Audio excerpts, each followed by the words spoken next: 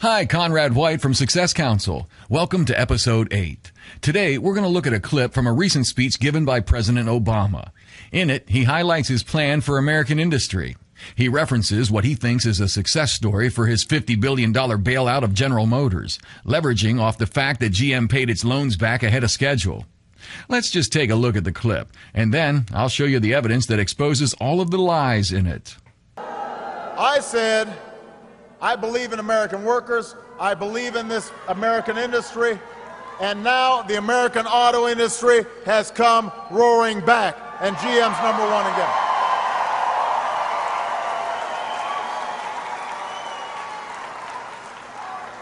So now I want to do the same thing with manufacturing jobs, not just in the auto industry, but in every industry. I don't want those jobs taking root in places like China. I want them taking root in places like Pueblo.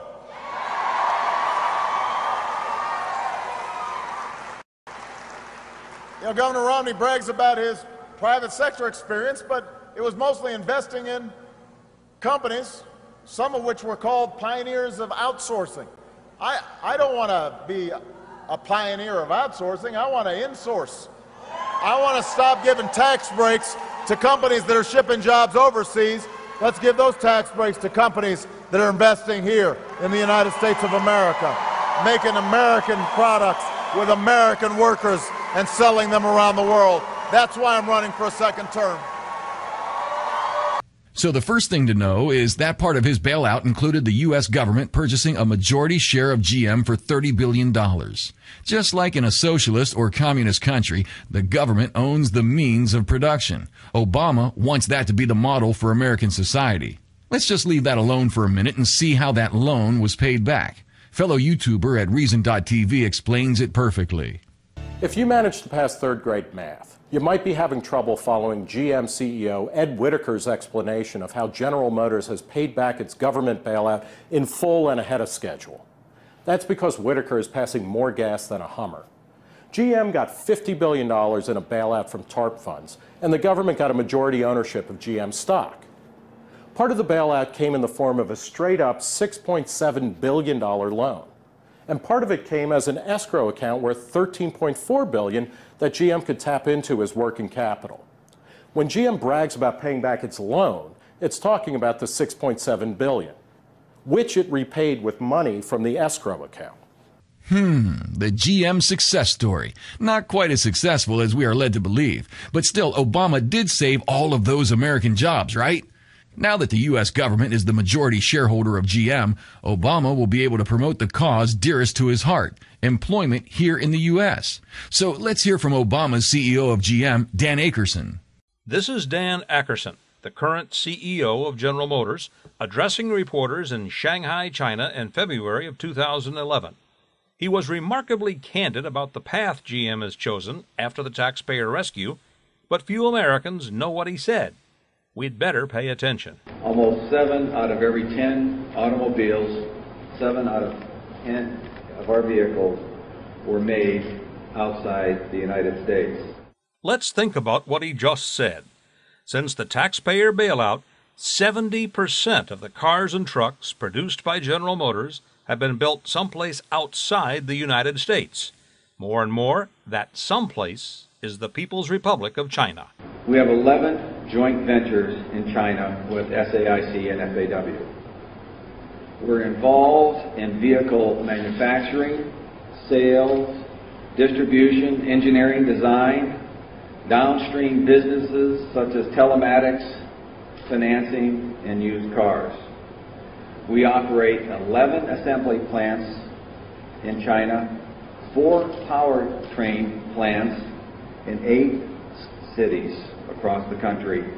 We have more than 2,700 dealerships and sales outlets nationwide. Let's go back and listen to the very first thing he said in that soundbite. We have 11 joint ventures in China with SAIC and FAW. China's SAIC is the Shanghai Automotive Industry Corporation. It is run by the Communist Government of China, which owns or controls most manufacturing activity, including the auto industry. FAW is another Chinese government-owned manufacturer. What this means is General Motors, the corporation saved by the government of America's democracy, has 11 joint ventures with the autocratic, anti-democracy communist government of China. We regard our 11 joint ventures as 11 keys to success, not just in China, but globally. Our commitment to working in China, with China, for China, remains strong and focused on the future.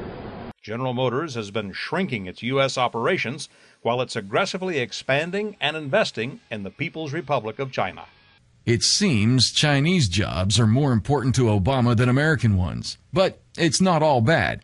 At least some of those taxpayer bailout funds went to retooling and modernizing GM's factories here in America. What about that? And with GM's help, Communist China is now investing in America.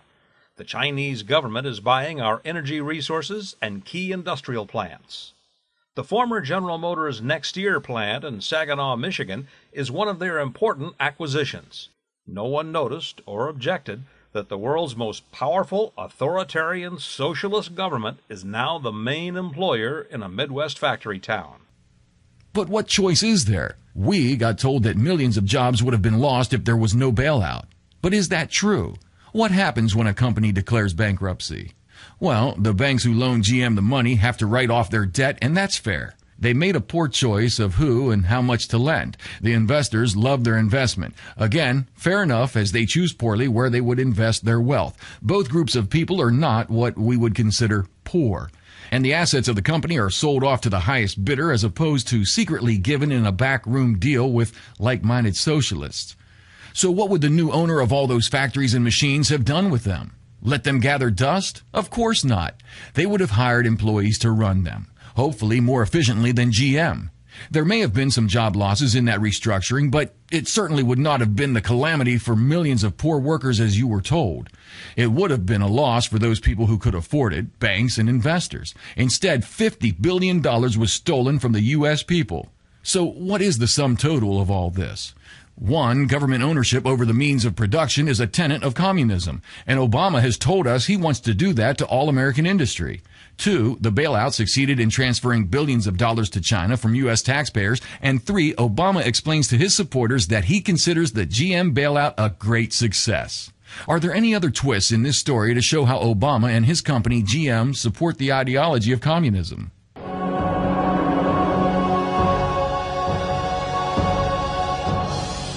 This is a poster for a recent Chinese movie called Birth of a Party, or The Great Achievement of Founding the Party. It is a propaganda film celebrating the anniversary of the founding of the Communist Party of China, also known as the CCP. It was sponsored by the Cadillac division of General Motors. This is the press launch of the film. The production team was arrayed before a massive red banner. On one end of the banner was the communist hammer and sickle. At the other end was the Cadillac coat of arms logo. All of this happened under the Barack Obama bailout and oversight of GM during its bankruptcy restructuring. Republican presidential candidate Mitt Romney has called the GM bailout crony capitalism.